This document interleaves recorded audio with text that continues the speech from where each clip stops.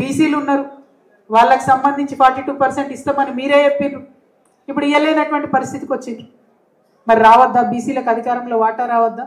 దాని గురించి ప్రశ్నించొద్దా? అది సాధించడానికే ఇవాళ సామాజిక తెలంగాణ సాధిద్దామని చెప్తా ఉన్నాం.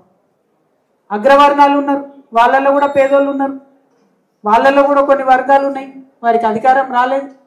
వాళ్ళు కూడా మొత్తుకుంటూ ఉన్నారు, మాకు పొలిటికల్గా మేము అసలు అధికారమే రాలేదు ఎప్పుడని. వైశ్యులు ఉన్నారు, ముస్లిమ్స్ ఉన్నారు. ఎంతమంది ఎమ్మెల్యేలు ఉన్నారండి ఇవాళ ముస్లిమ్స్ మన దగ్గర? గెలిచిండ్రా?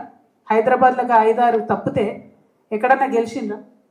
ఇచ్చిన ప్రతి చోట ఓడిపోయారు కదా. పోనీ ఎమ్మెల్సీ ఇచ్చి ఒక మంత్రి ఇచ్చిండ్రా? ఇది ఫస్ట్ క్యాబినెట్ 75 సంవత్సరాలు 80 సంవత్సరాల స్వతంత్ర భారతదేశంలో 79 ఏళ్ళు అవుతుంది. ఫస్ట్ టైం ఉమ్మడి ఆంధ్రప్రదేశ్లో ముస్లిం లేకుండా క్యాబినెట్, ఒక లంబాడా లేకుండా క్యాబినెట్. మరి తండాలను గ్రామ పంచాయతీ చేసుకుంటుంది. చేసుకున్న గ్రామ పంచాయతీలలో ఇప్పటికన్నా అంగన్వాడీ కేంద్రాలు ఉన్నాయా? ఇప్పటికన్నా గ్రామ పంచాయతీ ఆఫీసులు ఉన్నాయా? ఒక చిన్న స్కూల్ ఉంటే అందులో ఒక రూమ్ పెట్టుకొని అది గ్రామ పంచాయతీ ఆఫీస్ అని పెట్టుకున్నారు. తండాలను గ్రామ పంచాయతీలు చేసినాం, కానీ దాన్ని ఎట్లా డెవలప్ చేసుకోవాలి, వాళ్ళ నాయకత్వాన్ని ఎట్లా పెంపొందించుకోవాలి, అక్కడ వసతులు ఎట్లా తెచ్చుకోవాలి, దీనికోసమే సామాజిక తెలంగాణ కావాలంటుంది. అందరికీ అవకాశాలు రావాలి, ప్రతి ఒక్కరికి అధికారంలో భాగస్వామ్యం దక్కాలి, తద్వారా ఆత్మగౌరవం రావాలి, అల్టిమేట్గా ఆత్మగౌరవంతో కూడినటువంటి అభివృద్ధి కావాలి. हिस्सा, इज्जत, हुकूमत, हर चीज़ में हमें अपना हिस्सा चाहिए. हुकूमत में भी हिस्सा चाहिए, इज्जत चाहिए. कितने एमएलए हैं आज, कितने एमपी से मुसलमानों में, कितने एमपी से बीसी में? पूरे महबूबनगर जिला में एक बीसी एमएलए जीते, सिर्फ एक. पॉपुलेशन इज मोर देन 60% इन महबूबनगर. ఇటువంటి వాటి కోసమే సామాజిక తెలంగాణ రావాలంటున్నాం. విప్లవాత్మకమైనటువంటి ఆలోచన చేసిన ప్రతిసారి సమాజం బాగుపడ్డది. ఆనాడు ఒకసారి విప్లవాత్మకమైన ఆలోచన చేస్తే భారతదేశానికి స్వతంత్రం వచ్చింది. మళ్ళీ ఇప్పుడు ఒకసారి విప్లవాత్మకమైన ఆలోచన చేస్తే ఖచ్చితంగా సామాజిక తెలంగాణ వస్తుంది. मैं हमारे महबूब नगर के सारे मुसलमान भाई बहनों से, तेलंगाना के मुसलमान भाई बहनों से रिक्वेस्ट करती हूँ, एक इनकलाबी सोच अभी ज़रूरत है ज़माने में. सामाजिक तेलंगाना हासिल करना बहुत ही ज़रूरी है, उसके वास्ते सोचना चाहिए. इससे पहले एक बार हमने सोचा हिंदुस्तान आज़ाद हो गया, दोबारा हमने सोचा तेलंगाना अलहदा रियासत बन गया, और एक बार हम इनकलाबी सोच से आगे बढ़ेंगे तो ज़रूर सामाजिक तेलंगाना हासिल होगा. हमें हमारा हक मिलेगा, तालीम में हक मिलेगा, नौकरियों में हक मिलेगा, लीडरशिप में, पॉलिटिकल एम्पावरमेंट में हक मिलेगा, सबसे ज़्यादा सेल्फ रेस्पेक्ट मिलेगा, इज्जत मिलेगा. इसीलिए सामाजिक तेलंगाना चाहिए. నా ఒక్కదాని కోసం కాదు, నేను ఎంపీగా చేసిన, ఎమ్మెల్సీ చేసిన, 100 పనులు చేసిన, బతుకమ్మని ఎత్తుకొని ప్రపంచమంతా తిరిగిన, ఎక్కడికి పోయినా ఇవ్వాలటి కూడా ఆడబిడ్డలు బొట్టు పెట్టి హారతి ఇచ్చి గౌరవిస్తారు. నా ఒక్కదాని కోసం అంటలే నేను సామాజిక తెలంగాణ రావాలని, అందరి కోసం రావాలి. ఇవ్వాలటి కూడా వివక్షను ఎదుర్కొనేటటువంటి హరిజనుడి కోసం సామాజిక తెలంగాణ రావాలి. ఇవ్వాలటి కూడా వివక్షను ఎదుర్కొనేటటువంటి గిరిజనుడి కోసం సామాజిక తెలంగాణ, ఇవాళటి కూడా అధికారానికి దూరంగా ఉన్న బీసీ బిడ్డల కోసం సామాజిక తెలంగాణ రావాలి. ఇవాళటి కూడా అధికారం దక్కని ఒక వైశ్య బిడ్డ కోసం సామాజిక తెలంగాణ రావాలి. ఇవాళటి కూడా అధికారం దక్కనటువంటి మా ఆడబిడ్డల కోసం సామాజిక తెలంగాణ రావాలి. అన్నిటికన్నా ఎక్కువ ఏ పొలిటికల్ బ్యాక్గ్రౌండ్ లేకుండా కేవలం ఆలోచనలే ఇంధనంగా పనిచేసేటటువంటి యువ మిత్రులకు పొలిటికల్ ఎంపవర్మెంట్ రావాలంటే సామాజిక తెలంగాణ రావాలి. దానికోసమే మేము పోరాటం చేస్తూ ఉన్నాం, దానికోసమే ఆలోచన చేస్తూ ఉన్నాం.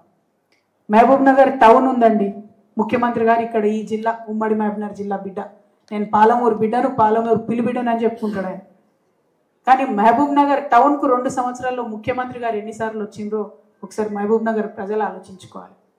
మీరు ముఖ్యమంత్రిగా ఉన్నారు, కనీసం మహబూబ్ నగర్కు అండర్ గ్రౌండ్ డ్రైనేజ్ తేవాలనే ఆలోచన ఉందా లేదా అని ముఖ్యమంత్రి గారు నేను ప్రశ్నిస్తూ ఉన్నా. ఎందుకు ఎదగకూడదు? మా నిజామాబాద్లో మేము 10 ఏళ్ల కింద వేసుకున్నాం అండర్ గ్రౌండ్ డ్రైనేజ్. ఇవాళ మీరు ముఖ్యమంత్రిగా ఉన్నారు, మహబూబ్ నగర్ బిడ్డలు ఆశిస్తారు మీరు ఏదో చేయాలని, కనీసం మీరు రానే వస్తలేరు. పార్లమెంట్ ఎన్నికలప్పుడు ప్రచారానికి తప్ప ముఖ్యమంత్రి రాలేదు ఇక్కడికి అని చెప్తున్నారు. ఇప్పటికీ కూడా మూడు రోజులకు ఒకసారి వస్తాయి మహబూబ్ నగర్లో మంచినీళ్ళు. మేము తెలంగాణ ఉద్యమంలో చెప్పేది మహబూబ్నగర్లో నిలబడి, ఇప్పుడు వారానికి ఒకసారి వస్తున్నాయి, మేము తెలంగాణ రాగానే అన్నీ కరెక్ట్ చేస్తాం, 24 గంటలు వస్తాయని చెప్పేది. ఇప్పటికి కూడా 3 రోజులకు వస్తున్నాయి మంచినీళ్ళు. అంటే అది కేసీఆర్ తప్ప, బీఆర్ఎస్ తప్ప కాదు. రేవంత్ రెడ్డి గారు అధికారంలోకి వచ్చి 2 ఏళ్ళు అయింది. తప్పులు జరిగి ఉంటే మీరు సవరించండి. మీరు మంచినీళ్ళు ఇవ్వరు, ఎందుకు ఇస్తలేరు? అదేవిధంగా నిన్న ఎన్ఎం శ్రీనివాసరెడ్డి గారు, మహబూబ్నగర్ ఎమ్మెల్యే గారు, ఆయన కాంగ్రెస్లో ఉన్నాడా బీజేపీలో ఉన్నాడా ఎప్పుడు ఎవరికి అర్థం కాదు, కానీ ఆయన మాట అన్నాడు, ఏం చేసిరో ఏమోనాయా, మా వాళ్ళు 2 లక్షల కోట్ల అప్పులు తెచ్చిండ్రు, మా దగ్గర 2 లక్షల రూపాయలు కూడా లేవు ఫండ్స్ చేయనీకి అని చెప్తున్నాడు ఆయన. మరి ముఖ్యమంత్రి గారు ఇది గమనించిరో లేదో నాకు తెలియదు. గమనించాలని నేను పత్రికా ముఖంగా విజ్ఞప్తి చేస్తూ ఉన్నా. అట్లానే జడ్చర్ల నిన్న ఉద్దండాపూర్ రిజర్వాయర్కి మేము పోవడం జరిగింది. ప్రత్యేకించి పాలమూరు రంగారెడ్డి ప్రాజెక్టు ఫినిష్ చేయమని గౌరవ ముఖ్యమంత్రి గారు నేను విజ్ఞప్తి చేస్తూ ఉన్నా. మహబూబ్నగర్ జిల్లా రైతాంగం తరఫు మీరు ఈ జిల్లా బిడ్డ, మీకు మంచి పేరు వస్తుంది. 80-85% వర్క్స్ చాలా చోట్ల పూర్తయిపోయినాయి. లింకేజ్ వర్క్స్ ఉన్నాయి, కొన్ని చోట్ల 90% వర్క్స్ పూర్తయిపోయినాయి. కేవలం పాలమూరు రంగారెడ్డి పూర్తి చేస్తే కేసీఆర్ గారికి పేరు వస్తుందనే ఉద్దేశంతో రేవంత్ రెడ్డి గారు చేస్తలేరు అనేటటువంటిది నేను ఇవాళ వారి మీద ఆరోపణ చేస్తూ ఉన్నా. మీరు రాజకీయాలు పక్కన పెట్టండి, రైతాంగం మీద దృష్టి పెట్టండి. మీరు నారాయణపేట కొడంగల్ ప్రాజెక్ట్ కట్టుకోండి, కానీ పాలమూరు రంగారెడ్డి ప్రాజెక్ట్ని దయచేసి పాడు చేయకండి.